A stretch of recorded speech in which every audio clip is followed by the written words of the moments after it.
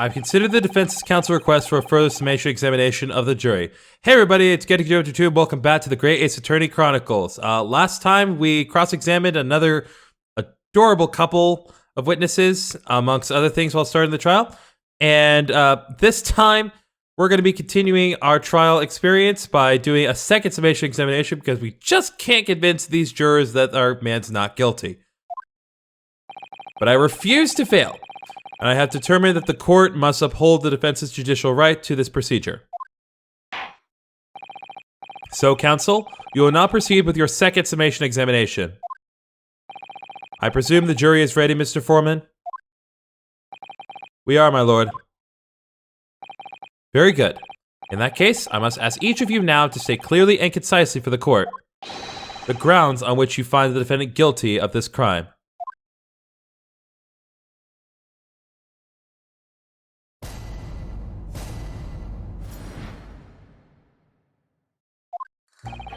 The accused left behind evidence at the scene, didn't he? Those 3 books of his. If there was some novel, alternate explanation about how the victim was stabbed, I might reconsider. Even if the woman was throwing books, it can't be related to the crime if the window was closed, can it? Dear me, it was only a little book, hardly life-threatening, even with a direct hit. Look, I just want to get this over with. If I don't bring home some pay tonight, I'll be in a tiny bit of trouble. Come to think of it, we had a fire at home a while ago. It gave me the sneezes. Yes, considerably more tangible arguments for all the members of the jury this time around, it seems. With one notable exception, of course. My learned student friend was unable to find fault in the previous witness testimony. So the court must accept the fact that there was indeed the accused seen fleeing from the scene. I don't really think anyone's refuting that at this point. Moreover, no one else was even at the scene to commit the crime. Well, if the eyewitnesses are correct, it would seem as if the conclusion is somewhat set in stone. I fail to see how it can be argued any other way. That means I'm afraid that during the summation examination, it's essential that you establish some other tangible explanation for the facts. But how? What would even constitute a tangible explanation here? Isn't it obvious? Who stabbed the woman, and how? Those 2 details are all you need to provide. Simply give us a name and method by which the attack was conducted. And there I was thinking this might be hard. But Mr. Naruto, you have to do it, otherwise this really will be where the trial ends. No pressure then. That's quite enough preamble. Proceed with the summation examination, please. I presume you are prepared, counsel? Oh, yes, my lord. Alright, Ryunosuke, focus your mind now.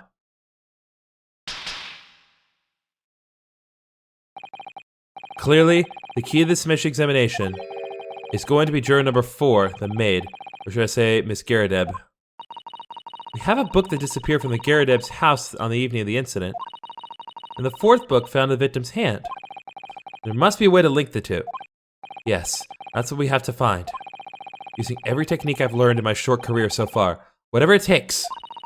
Don't forget to keep an eye on Miss Garadeb and how she reacts, even to things other people say. I think I have an idea of what we should do first.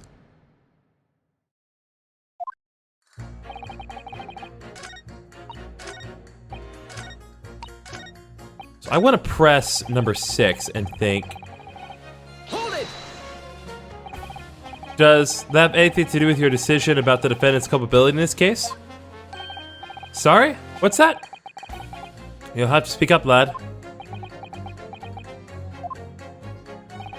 Could you tell us more about that fire? It was last winter. My grandchildren baked me a lovely cake on my birthday. It's 75 candles on top, it did. What a sight to behold it was. You put candles on a cake? Was it some kind of devil worship? Of course not. It was an angel cake to celebrate my birthday, obviously.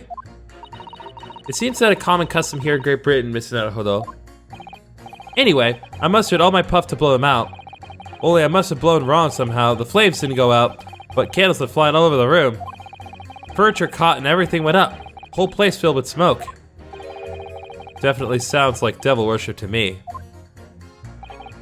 And by the sneezes, I presume you mean a cold. But how did you catch a cold from a fire? But if you ask who it was, the grandchildren, bless them, threw water over me as they tried to put out the flames. And then because the whole room had filled up with smoke, of course, we had to open all the windows to clear it. The windows. The biting winter air rushed over me like the devil danced in my grave, it did. Caught a terrible cold from it. It put me in the hospital for a while. I won't forget that birthday in a hurry. I knew it was the devil worship all along. But something about this old man's story is playing in my mind for some reason.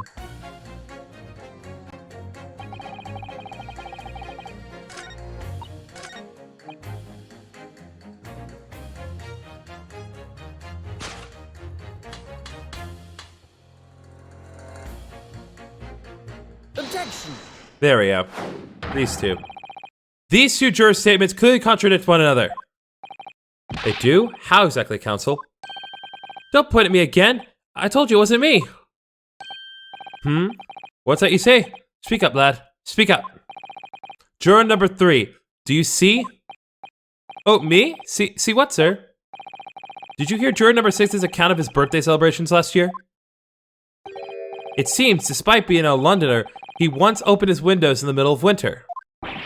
Well, yes, of course, because it was an emergency.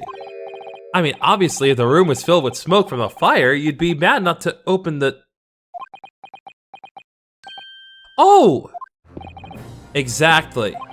On the day in question, at the time of the incident, there was a fire in the Garadeb household. And Mr. Garadeb had the following to say about it. The whole place filled with smoke. On my hat! Excuse me! Juror number 4, do you have something to say about that? Mrs. Garadeb! Oh, dearie me! What is the meaning of this? How do you imply that I'm hiding who I really am? It's imperative that you confirm something for me for the court. So please, it's time to drop the pretense now. What is it? When the fire started in your house that day, did you or your husband open the window? What? I beg your pardon? What are you insinuating? The room would have been thick with smoke after the carpet and bookcase got fire as they did. In a situation like that, it's inconceivable that you wouldn't have opened the window.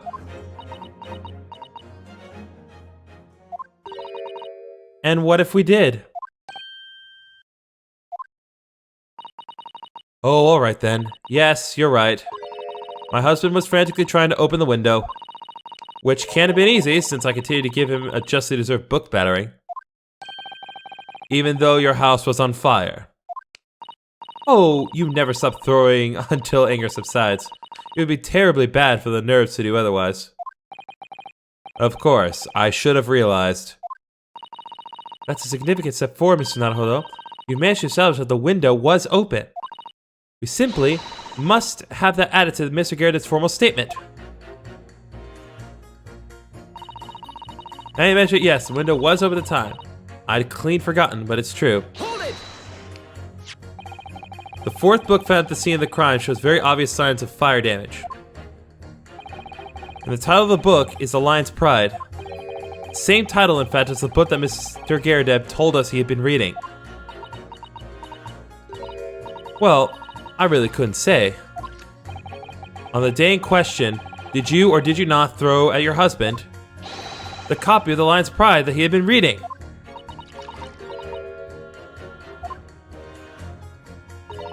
I did. It was the first thing I could lay my hands on, so I hurled it straight at him. And now you come to mention it, yes. He was rather enjoying reading it, you're right. Why did you not reveal this information to the court from the outset? Because I couldn't, you insolent little man. I didn't remember.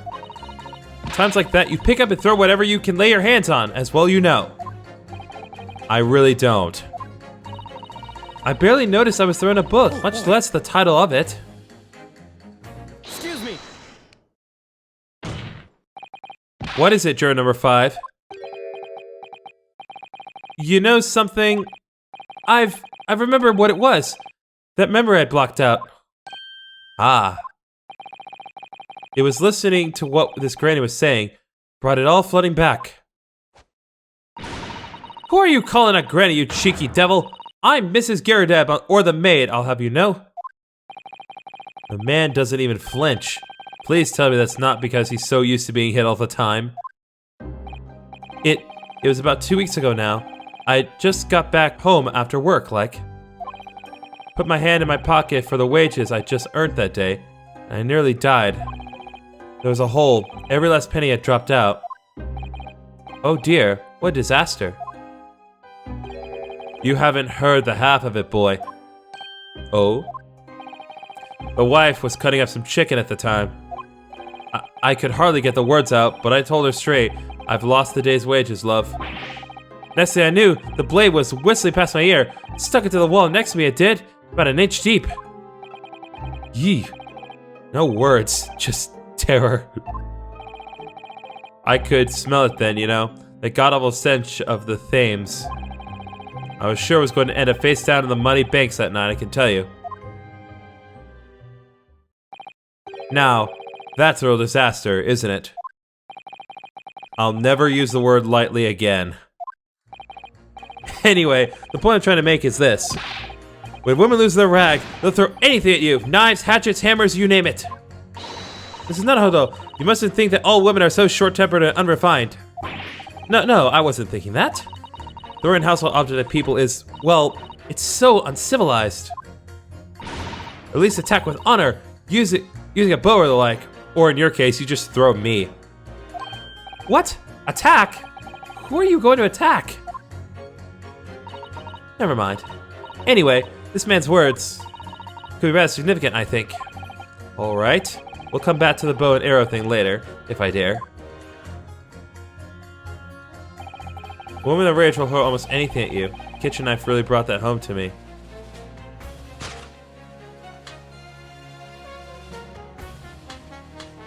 Objection! Those two statements clearly have a deeply significant connection. Good grief, you mean they don't contradict each other? Explain, counsel, at once! Juror number 2, do you think perhaps that this could be such a novel alternative? Oh my, whatever do you mean? An alternative explanation as to how the victim was stabbed in the back. What are you talking about? We've demonstrated that the fourth book, The Lion's Pride, that was found at the scene of the crime, originated in Mr. Garrideb's room on the top floor of his house. Therefore, it's equally possible that some other object besides the book could have found its way from the Garrideb household to the street below. What's that now? After all, Miss Garrideb could have thrown any number of different objects at her husband. Isn't that right, juror number 4? What are you insinuating now, you little beanpole? Ooh. I'm beginning to think that ever since the true origins of this book came to light, perhaps she's had a feeling this might be what happened.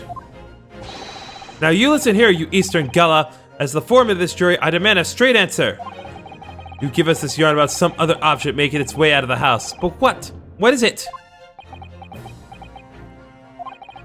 I'm really taking a big gamble here. That was a bold accusation to make, but I haven't any real evidence to back it up. But I'm certain, at the very least, this warrants further investigation. Alright, Mr. Foreman, I'll try to explain the defense's theory.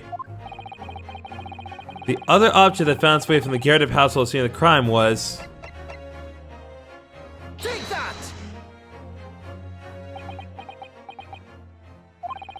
Juror number 4, Mrs. Garrideb. What now? I must apologize in advance for this. But I need you to confirm something else for the court. This knife. Have you ever seen this knife before? Good Lord, counsel! What on earth are you doing? That's a weapon that was launched into the victim's back, man!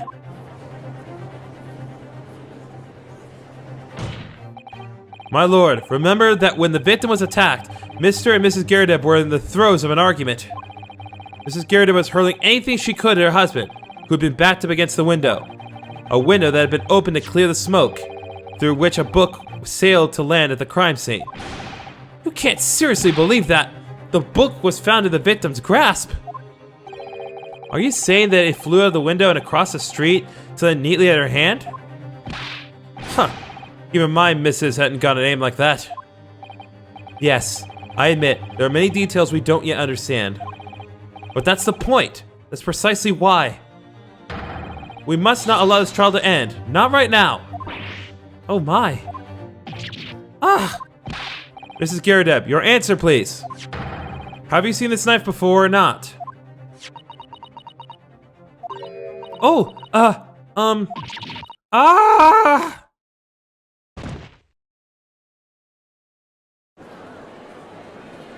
One down, 5 to go. My lord! I wish to change my decision. I'm a woman of my word, after all. Thank you, madam. Yes, I agree. I certainly didn't see this coming, but I just don't think it would be right for this trial to come to an end now with so many unanswered questions. Mr. Foreman! I'd have to agree. Not that I think the granny did it, mind. Yes, you know what? I'm not quite happy about this at the moment either. All together now, ladies and gents.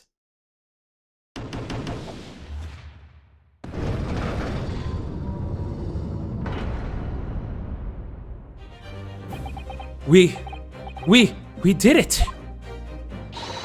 Oh, congratulations, Mr. Naruhodo! So, as a result of the defense's summation examination, a number of jurors' leanings have changed. 2 jurors called guilty against 4 now calling innocent. Accordingly, the opinion of this court is divided. And this trial will continue. Aw, yeah!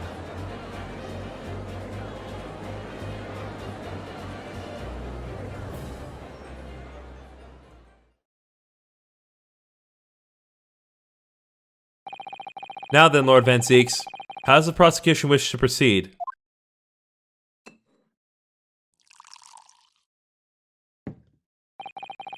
This trial is rapidly descending into a farce.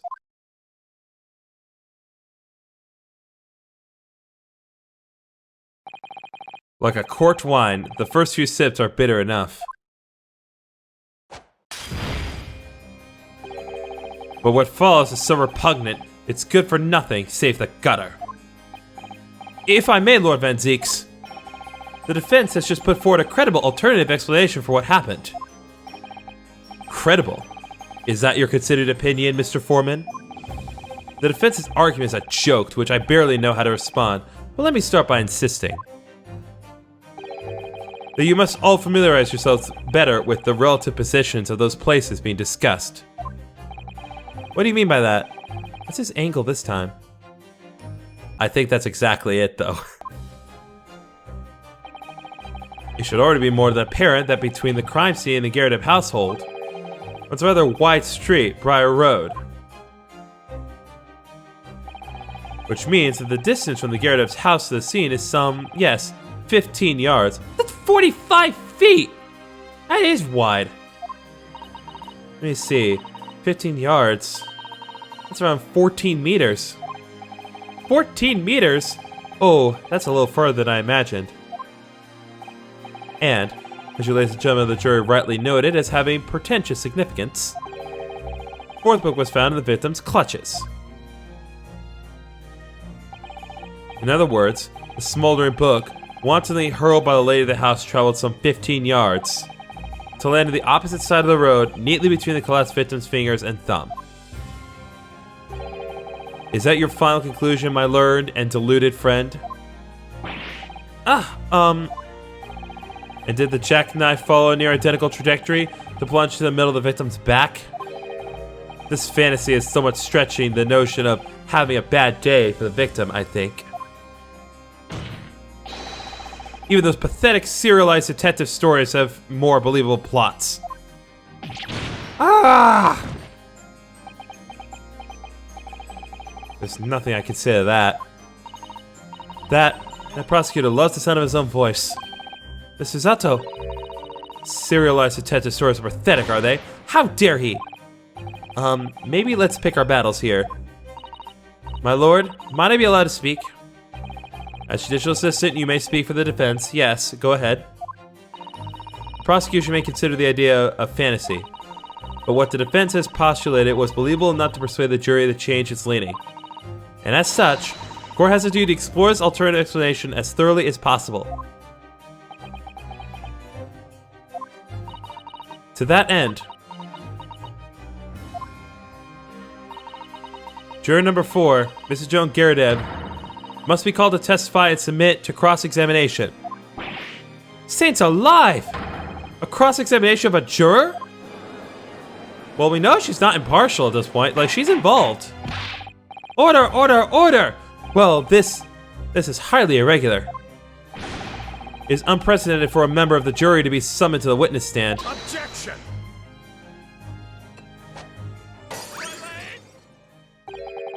And unnecessary. Lord Van Zeeks? There are already witnesses in the stand whose testimony the defense may further cross-examine. Dude, you want to talk unnecessary? How about throwing a whole glass of like a whole bottle of wine? Stop doing this! That's unnecessary! If my learned friend's farcical theory has any truth in it, then both a burning book and a jackknife must have thrown through the sky before this couple's eyes. And we must assume they would be able to testify accordingly. What say you, witnesses?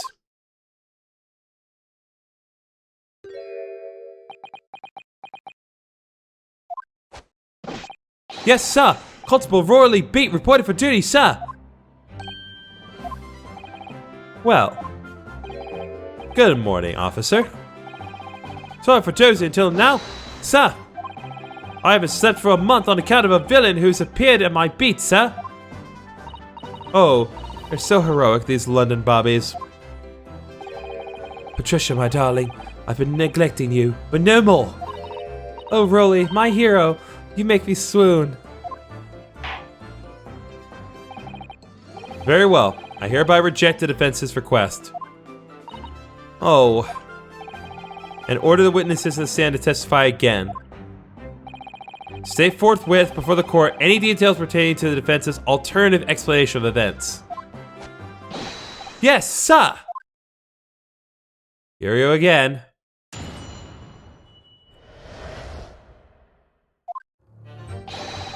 This case has nothing to do with Mr. and Mrs. Garadeb. Believe me, a London Bobby is good for his word. You see, sir, the windows on the top floor of the Garadeb house are top-hinge casements. Obviously, if anything had been thrown out of the window, we would have seen it. I did leave the scene to go and fetch help, but my trusty Rolly was there to make sure nothing was disturbed. I didn't take my eye off the crime scene for one moment, sir. Nothing strange to report on that front, sir. That in of itself could be a lie. Well, this is quite startling. Top-hinge casement windows. That detail was not in the police report, Constable. Oh, yes, sorry about that.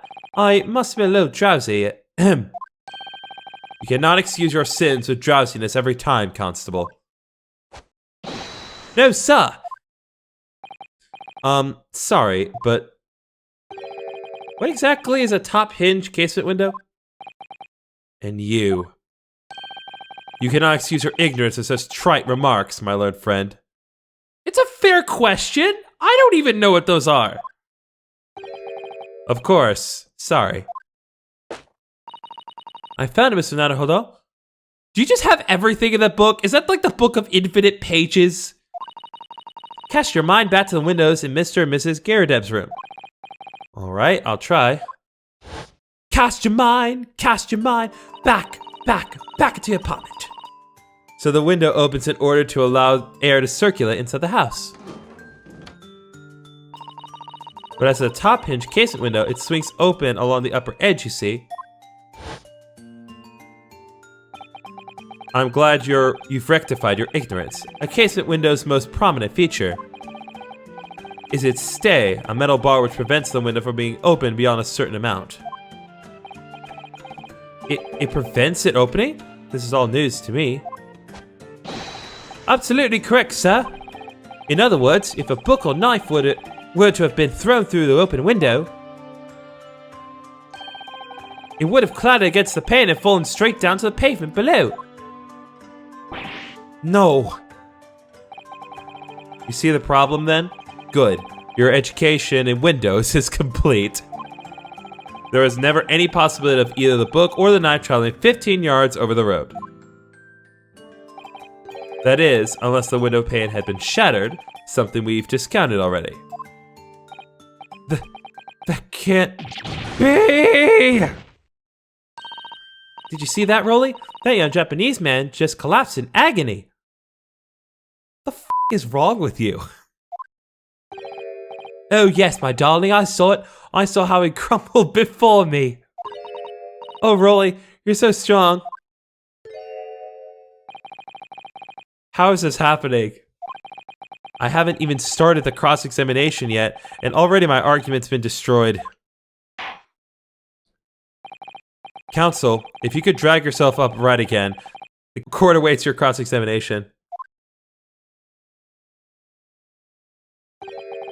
My lord. Oh, good. Another desperate situation.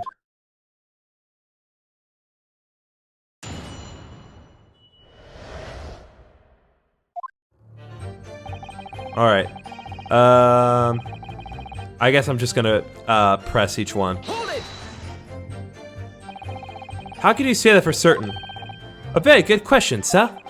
And the answer is this. It's the noble founding principles of the force written on it as a reminder to all policemen of our sworn duty. He showed us that before, didn't he? Did he? Can't say I remember. To patrol the streets of London town and uphold the peace of the common man. It's what the job's all about. And that is why I can't stand here today beside my long-suffering wife and tell you if Bobby's good for his word. While rubbing my tired eyes, admittedly, sir. Oh, Rolly, you're so manly. Of course I am, my darling Patricia.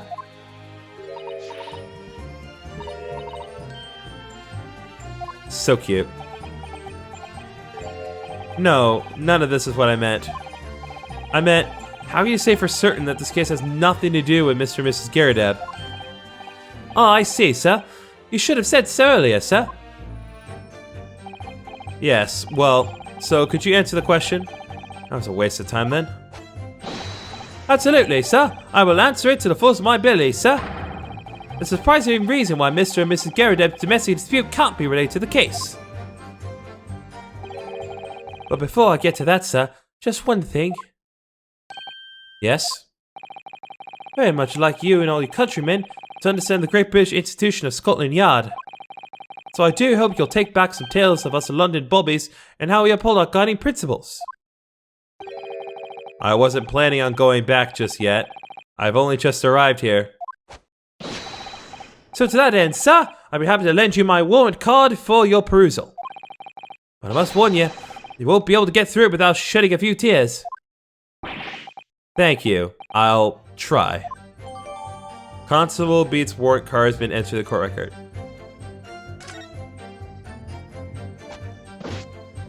Okay. I want to examine that card real quick. Item 1. Policeman will strive to preserve peace within his allotted beat. Patrol officer is expected to walk 20 miles around his beat every day for the furtherance of community relations. That's all expected. Any crimes fall under the jurisdiction of the beat in which they are discovered. When a crime is discovered on his beat, a policeman must assist with initial investigations and help detectives. Okay, so I think these are the pertinent details because this talks about the police officers having to do things on their beat, and he just testified earlier that he wasn't, so I need to keep this in mind. I'll keep pressing anyway. Hold it! By which you mean they don't open fully, is that correct? Yes, sir! They're just there to allow a bit of air through the house, you see? So they're restricted as to how much they open.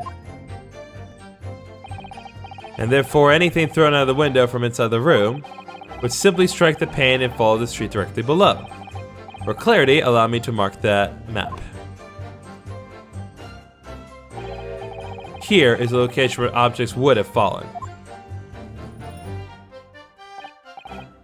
Yes. Directly opposite the scene of the crime, on the other side of the rather wide road.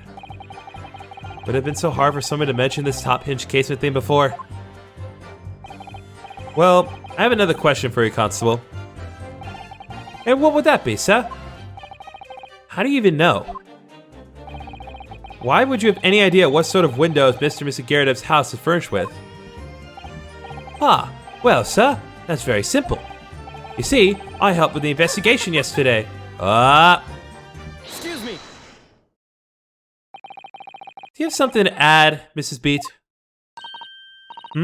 Sorry? You look, well, delighted. Is there some particular reason for that? Oh, I was just remembering, that's all. We really were so lucky. Lucky? What do you mean? Well, of course I feel terrible for the poor woman who was attacked. Don't misunderstand me, please. We were just so lucky it didn't happen on Rolly's beat. It was so close, you see. Oh, I hadn't realized. Oh yes, that street, Briar Road. That's the boundary between Rolly's beat and the next one. Isn't that right, my love?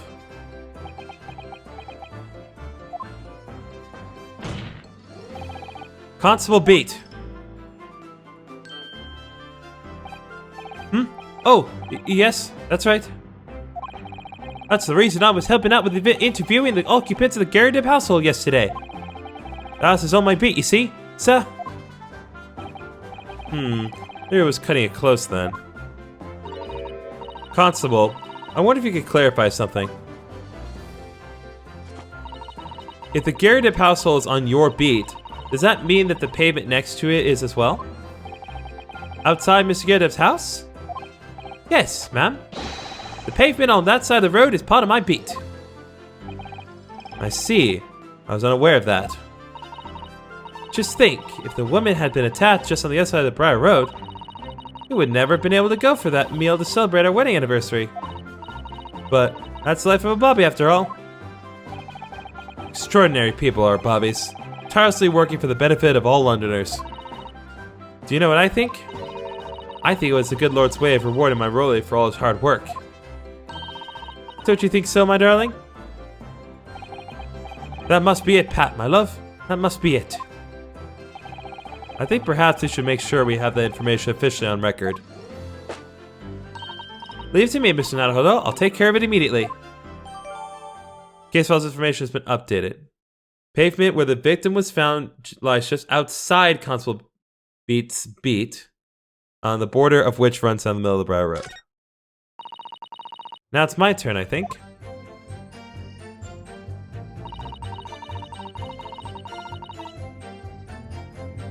Hold it! But according to my notes here, the sun had gone down already and it was dark. Oh, but Rolly and I were strolling along, gazing at the night sky and looking for our lucky star. Sorry? A star that will guide us to our eternal happiness. Can it guide you to answer the question? If a flaming book had cut across the sky in front of us, it would have lit up like a shooting star. And if I'd seen a shooting star, I would have made a wish upon it. Let Rolly be an inspector, I would have said. 3 times at least. Of course, what with the smoke and everything, we couldn't actually see any stars. In short, are you trying to say that neither a book nor a knife crossed the sky before you? Yes, sir, that is correct, sir. That shows the night sky in London is starless, sir. So it seems like they're telling the truth. And then we saw the poor woman fall to the ground, so we ran straight over to help her.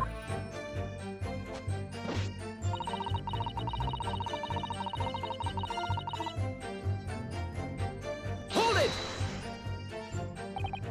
Yes, you said that you went to a nearby police box to fetch another officer, is that right? That's right, yes. If it had been on Rolly's beat, I would have known exactly where I was going, of course. Don't feel bad, my love. You can't be expected to know the location of every police box on every beat. So Rolly told me the way. Only, I sort of got a little lost in the way.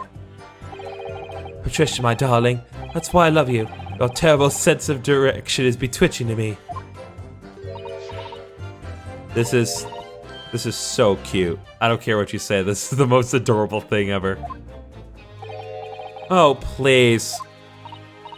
So I suppose it was gone for about 15 minutes. But like I said, my rolly was at the scene the whole time, making sure nothing was disturbed.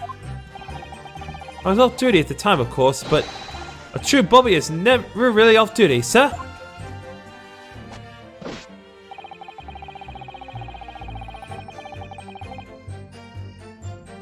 Hold it! Nothing to report. That's correct, sir. I had my eyes wide open the entire time. Never looked away for a second. No one else approached the scene and nothing was removed from it. I can swear to that on Yard's honor, sir. Really? That seems a little strange. Beg your pardon, sir? Strange, sir? Seems altogether regular to me. This burnt copy of Lion's Pride was originally in the Garrideb household. So the question remains, how did it find its way into the hand of the victim? Can you shed any light on that, seeing as you were at the scene of the crime the entire time?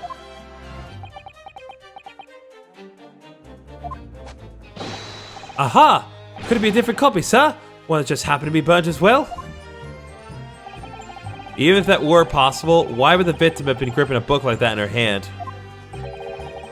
As you can see from this photographic print, she had a bag over her shoulder. Well, sir, that book was in the lady's hand from the moment we arrived on the scene. Is that so? There's something about this statement that's not sitting right with me. Two mysteries of how the knife ended up at her back and how the book ended up in her hand. There must be some common thread between them. Can I ask you something? Please, Mr. Lawyer, sir? Oh, yes, of course. What is it? You're doubting us, aren't you? I could tell. What? I wasn't really, what's she doing? Please, just believe I'm a woman. Oh, just because I'm a woman, it doesn't make my testimony any less valuable. You might just see me as the wife of a policeman, but I'm a woman of my word, I am. I really don't remember ever suggesting that I doubted you. No excuses. I don't want to hear it. My voice will be heard. My lord, you'll let me speak, won't you? Yes, Mrs. B. I will allow you to supplement your testimony if you so desire. Sometimes the path of least resistance is the sage one. That was very loud mutter.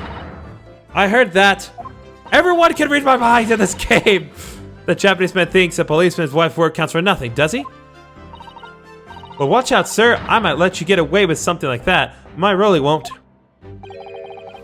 Duly noted, Miss Beat. Please, I humbly ask you to continue. What could she possibly be about to say, I wonder? I know what I saw. My eyes never let me down. My sense of direction is a little off sometimes, though. Hold it! Mrs. B, nobody's questioning what you've told us. I saw it, I did.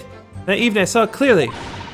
The little Eastern man with the whiskers and a funny curved back, slinking away from the scene. I know what I didn't see as well. I didn't see any flaming books or knives flying through the sky. All very clear. You also mentioned something about having a poor sense of direction. Oh, yes, well, that's a little embarrassing, really. I'm always ending up in the wrong place when I've made arrangements to meet Rolly. Oh. Excuse me. It's ever so cross. Constable Beat, is there a problem?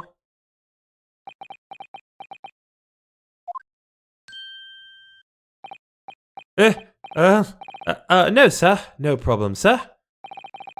Did your wife's remark just now bring something to mind, perhaps? Oh, well, in a way, sir. Yes, sir. I was just remembering that the same thing happened that evening, is all. You mean Mrs. Beat lost her way on the night of the incident? Well, you see, I sent her off to find a police box in the next beat over from mine. She was gone a fair bit longer than what I was expecting. Thought she'd be back inside 10 minutes, but my darling was gone a good 15. Oh, Rolly, you're such a tease. But the reason I was so long was because of the bouquet, silly. The bouquet? Sorry, what bouquet are you talking about? Oh, it was a present for our wedding anniversary. Rolly's so romantic. He saved up for it with his farthings and hay pennies he found in the gutter while doing his rounds. Yes, how romantic. I've forgotten all about it until just now. Had you, my darling? Ah! Oh, you, yes. But that was just between us. No talking about it to anyone else, darling. You have to promise. Really? Oh. What was that all about? Constable Beat looked very obviously troubled during that exchange. I'm afraid I can't offer any useful insight, Mr. Naruhodo. But I'm quite sure of one thing. We had to ask Mrs. Beat about the bouquet. Mrs. Beat, this bouquet you just mentioned. I'd like you to add details about it to your testimony, please. Oh, really? Yes, I'd love to.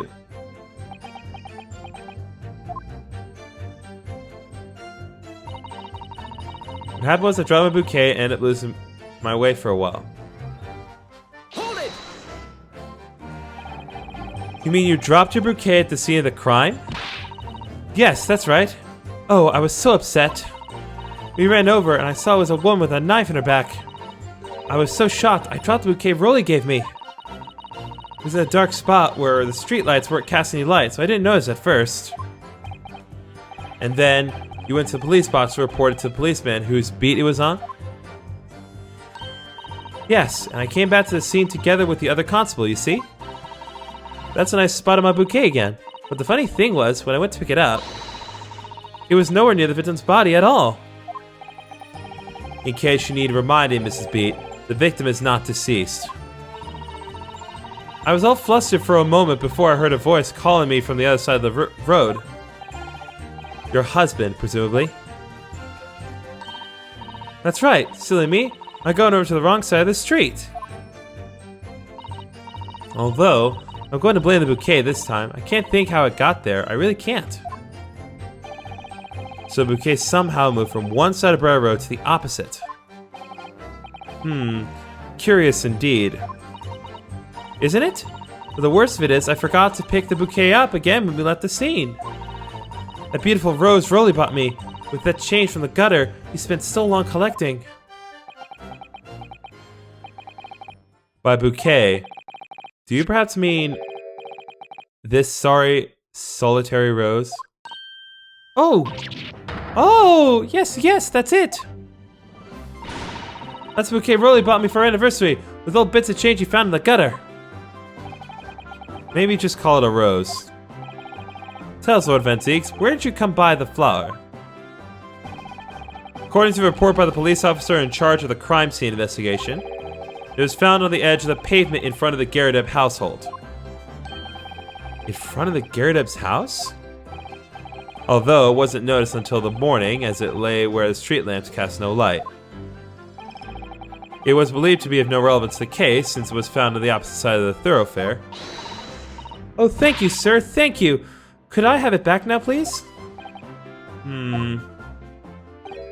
No, I think for good measure, this rose should be added to the court record as evidence. Oh. Present Patricia Bede and her husband Rolly. The shock of seeing the stabbed victim causes you to drop the rose where she stood. But it's a symbol of our love. I want it back after the trial. Do you hear me? I want it back. Good grief. Rest assured, I shall do my very best to not forget, Mrs. Bede.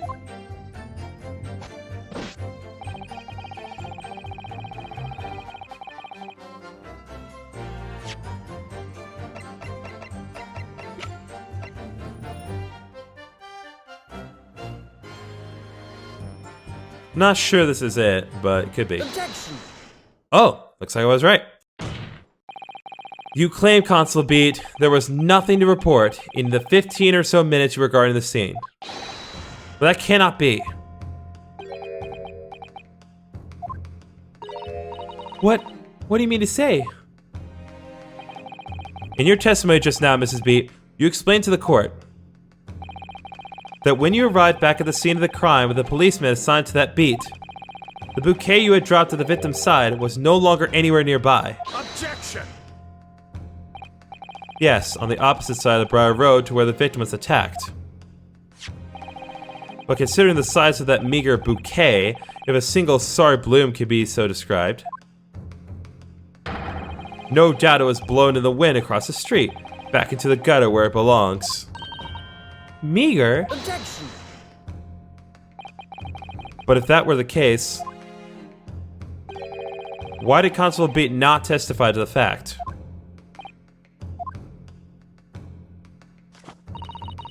No one else approached the scene, and nothing was removed from it. Constable Beat swore to that on Scotland Yard's honor. But the bouquet belonged to me. It has nothing to do with the case. That's why Rolly didn't mention it, I'm sure. No, because sadly it's not only your bouquet we're talking about here. More than one thing in this case is mysteriously the wrong way around. What are you talking about? Think about it. Besides Mrs. Beat's bouquet, there's Mr. Garrett's book. Mr. Garrett's copy of The Lion's Pride, which was thrown out of the window by his wife, would have struck the pane of the casement window and landed here on the west side of the street. And yet, it was actually found here on the opposite side of the road in the victim's hand. Meanwhile, according to the testimony we've heard, Mrs. Beat's bouquet should have been dropped here at the scene of the crime on the east side of the street. But in fact, it was actually found here on the opposite side of the road, in front of Mr. and Mrs. Garrett's house. There's no logical explanation for those things, unless somebody deliberately moved them.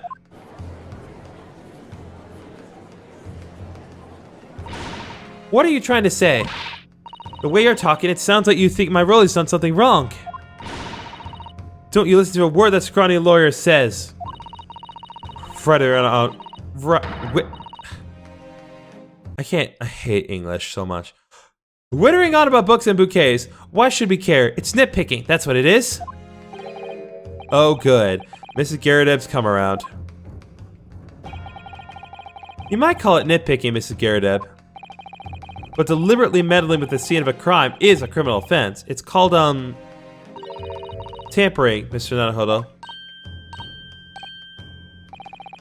But the person responsible for this tampering cannot admit to it, for a very subtle but compelling reason. Objection! Tampering? You've barely heard the term before. Tell us, my learned friend, who would have possibly had cause to carry out such an elaborate deception? Yes, there is someone who tampered with the scene of the crime that evening. All the evidence and all testimony points to the one particular person. Counsel, I must demand that you substantiate this conjecture. Who are you saying is responsible for tampering with the scene of the crime? I mean, only one person who could have if he was there the whole time by himself. He could really be. Take that! Obviously, there's only one person it could have been. Constable Rolly Beat, it was you! What? A policeman? A member of Scotland Yard? What nonsense! Why would my Rolly do something like that? There's no one straighter than my husband. No Bobby works more tirelessly for the people of London. Mrs. Beat, you said in your testimony that your husband asked you to go to the nearby police box to fetch the officer on duty. The 15 minutes that you were absent from the scene is the only opportunity anyone had to tamper with it. You're making it up. It's all nonsense. It's all lies. What about the Japanese man with the whiskers? I bet it was him. He did it. Objection!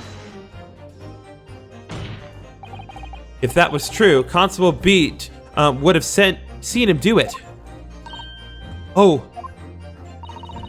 and forgive me for pointing it out, but when you dropped your bouquet, Mrs. Beat, it was after the defendant had fled the scene.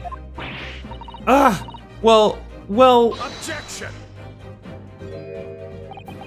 First you make accusations about the landlord and his wife, and now you incriminate a policeman as well? But your accusations lack one very important thing. You claim the crime scene was tampered with? But there is only one reason anyone would commit such a reckless crime. To hide something. That's right, he's right. My husband and I just happened to be there. That's all. So why would he have anything to hide?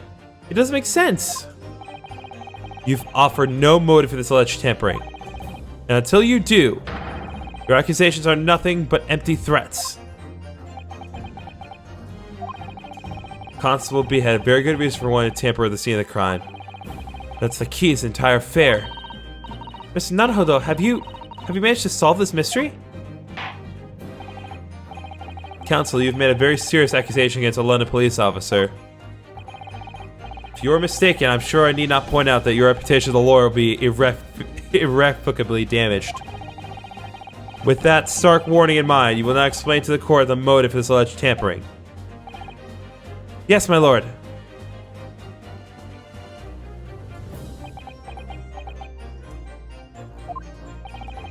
Constable Beat's motive for tampering with the crime scene was to hide where the victim fell, because he didn't want to go on duty. Where the victim fell, the ground. That is what Bobby had to cover up at all costs. What? Where the victim fell? You mean where she was attacked? What are you talking about? We told you at the very start, didn't we? On the pavement on Briar Road. We saw it happen, remember? It was right here, as if anyone didn't already know. That's certainly what everyone had been led to believe. But in fact, that isn't where the victim was stabbed at all. What? What?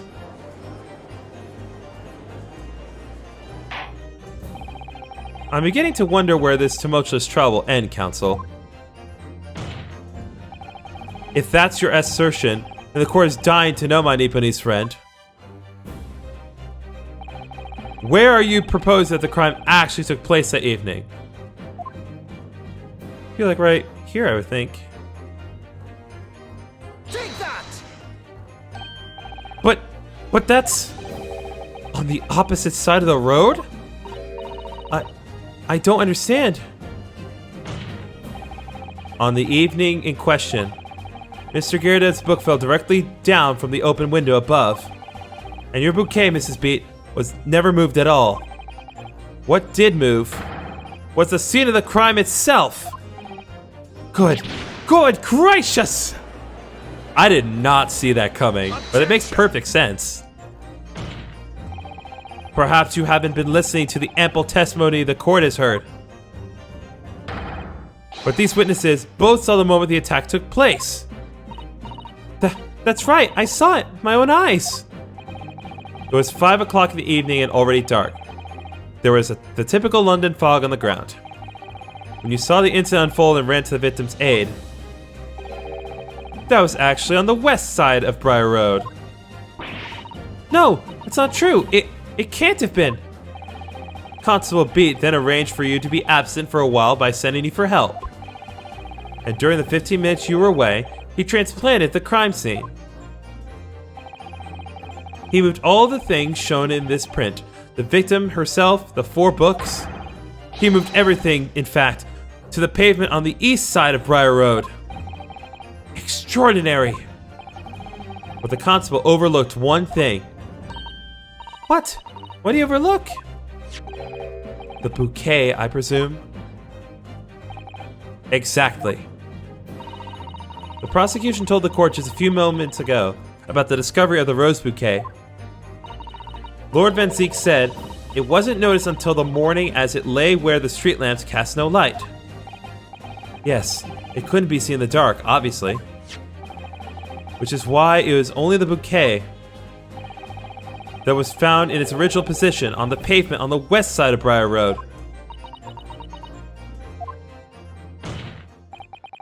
And that is the defense's theory about what really happened that evening. How do you respond? Constable Rory Beat?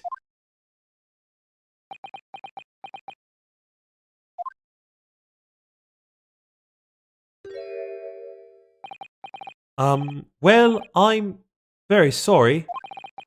I didn't mean to nod off again, but I haven't slept properly in a month. Did I miss anything important? Oh, Rolly. It isn't true, is it? What the lawyer said is all lies, isn't it? I know it is, because you're the most upstanding, righteous man I know.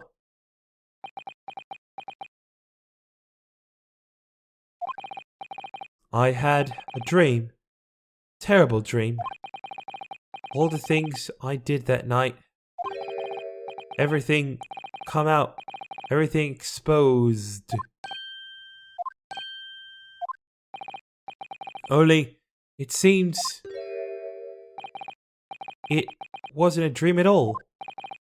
Good golly!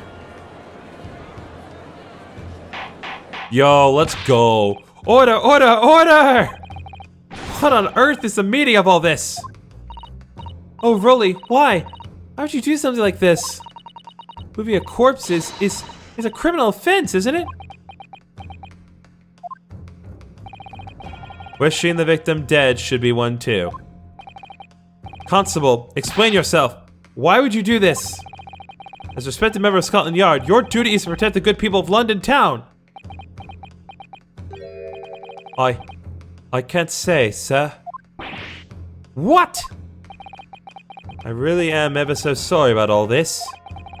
But damaging the Yard's reputation for everything.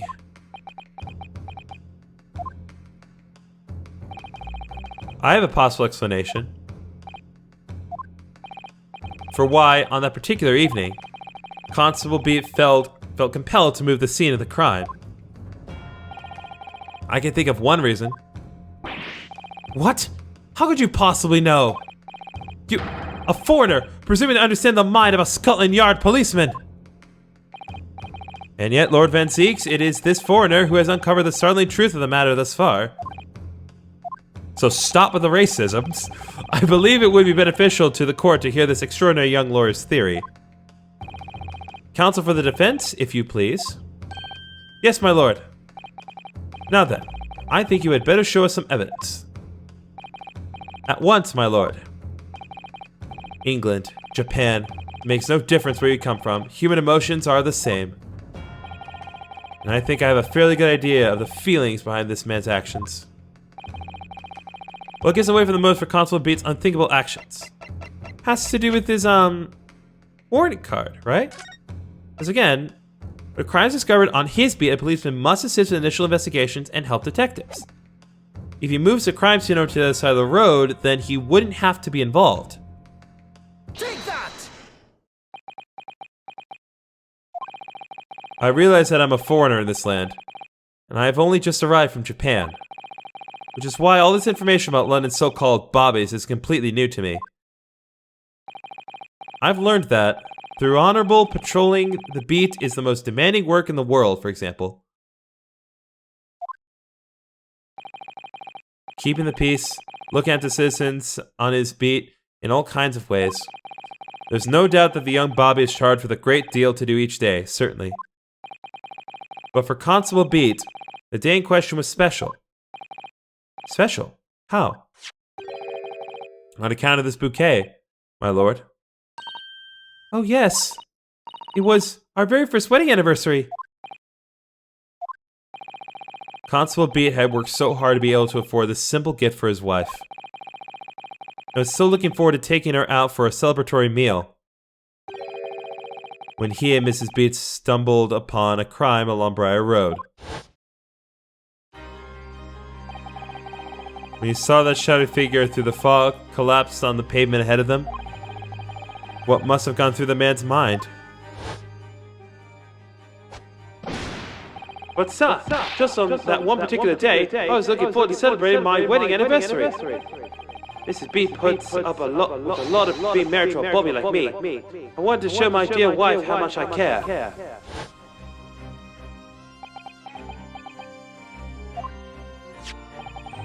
This is the warrant card that Constable Beat offered to lend me earlier. Inside, among the rules for patrolling policemen, it says, when a crime is discovered on his beat, a policeman must assist with initial investigations and help detectives. Aha! Constable Beat. Is that, or is that not the reason why you moved the whole scene of the crime that day? Yes. Everything you said, it's all right. So that's it. It was all to do with the boundary of your beat. Oh! Exactly. To summarize, the incident actually occurred on Constable Beat's beat. Good gracious! Constable! Do you realize the gravity of what you've done? It was the first time since I became a copper that I'd ever cursed God. Stay close to me, Pat. The criminal could still be looking somewhere. As we ran over to the scene, I had every intention of doing my duty as a police officer. We've got to report this to the station as quickly as possible. But then it dawned on me. I realized where we were, and the victim was lying, and what that meant for me. When a crime is discovered on his beat, a policeman must assist with initial investigations and help detectives. Why here? Why did this have to happen here? And why tonight of all nights? Why?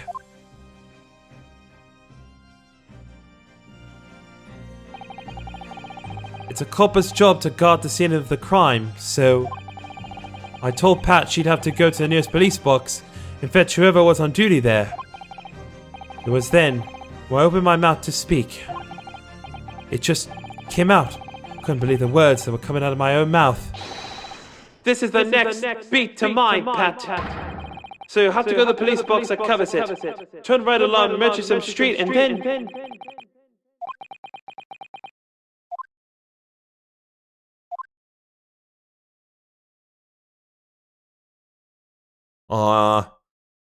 It's the sad face.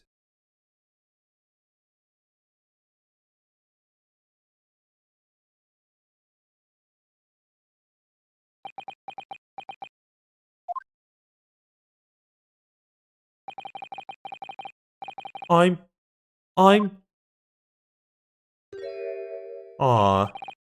sorry. I'm so sorry. Oh, Constable. I just wanted just that one night to take my Patricia out for dinner. Oh, Rolly. Just that one night.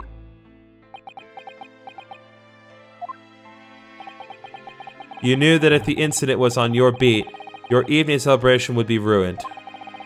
And so you decided to move the entire crime scene outside your jurisdiction. Just across the street to the east pavement of Briar Road, which falls under the neighboring street Beat's care.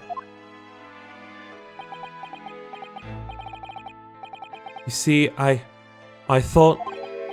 Well, I was sure the victim was dead, you see. I beg your pardon? Oh, of course he did. Otherwise, my Rolly would never have left the poor woman on the freezing cold pavement.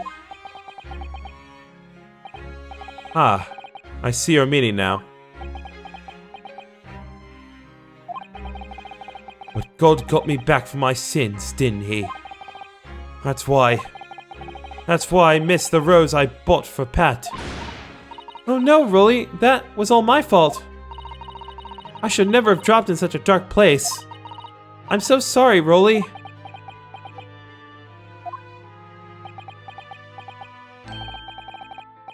And can you tell us, Constable? How many books did you move from one side of the road to the other in total? Oh, 4 was? Yes, sir. Definitely 4. 3 of them dropped by Mr. Natsume, and the 4th being the one that fell from the window upstairs in the Garrett household, of course. But what made you place that book in the victim's hand? When all the others were scattered haphazardly around, I mean. Oh, well, sir, that's because that's how I found it. How you found it? What do you mean? When we first ran over to the scene, victim was already holding the book. So, when I moved everything, I made sure it was still in her hand. You're sure it was this book, The Lion's Pride, that the victim was holding? Oh yes, sir. No doubt about it, sir. Interesting. Corporate information has been updated in the court record.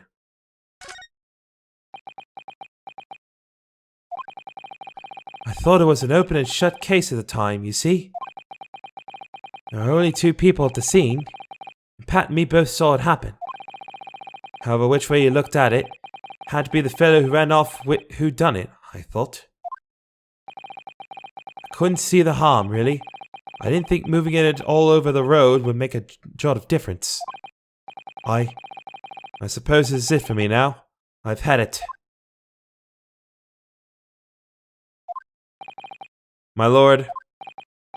Yes, Lord Van Zieks? I believe that concludes the cross-examination of the witnesses. Constable, you may withdraw. Yes, sir! Mr. Prosecutor, sir? What will become of my Rolly? What will happen to him? For now, you are free to go home. The police will contact you in due course. Please, don't punish my husband. This is all my fault. It's because I'm always moaning at him for coming home late. Leave it now, Pat. Let's go home. I'm tired. Alright then, my love. One last thing, Constable. Sir? Let this be a lesson to you. In a criminal investigation, every detail matters, however insignificant it may seem to you. Yes, sir. Carve that lesson into your mind. And never again make the mistake of tampering with the scene of a crime. Never again, sir? You mean to say... Leave, now. This trial's not yet over. Sir!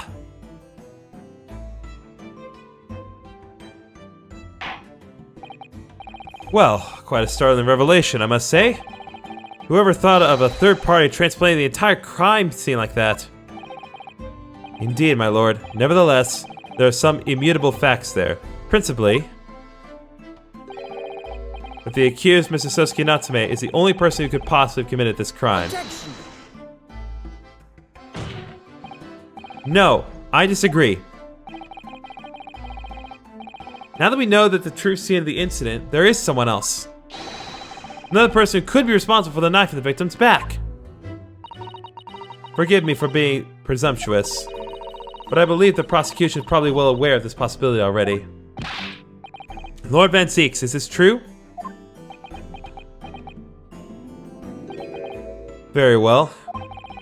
Name the person, if you will, and if further investigation is warranted. The prosecution has no objection to the trial continuing. You will name the other person who could have perpetrated the crime. Technically, it was her because she could have been the one who threw the knife.